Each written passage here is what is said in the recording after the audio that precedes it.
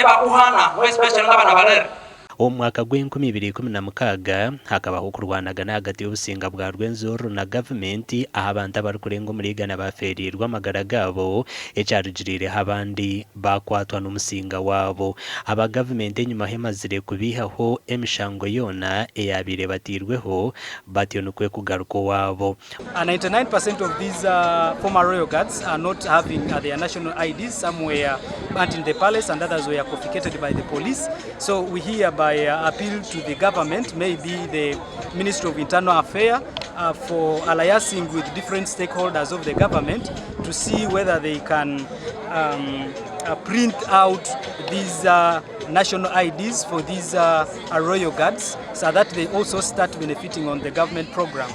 There are a lot of programs like parish development model, there is a Myoga, there are other programs.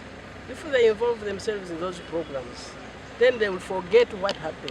Abaabeire bari abakoma b'obusinga bwa Rwenzoro igana 38 okurwa muri district ya Kasese nibo bahebwa za certificates banyangabo 35 ntoroko 27 bondo bujo 16 kandi kabarore 28.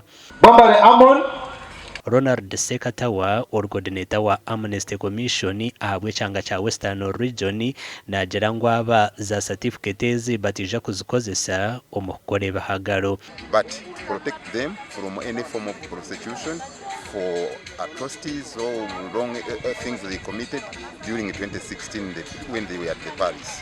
And some of us as of Singapore, we are going to make sure to engage them in our projects like tree planting, coffee growing and other things. Amakuru agagasha kwa Gilbert Muhanguzi.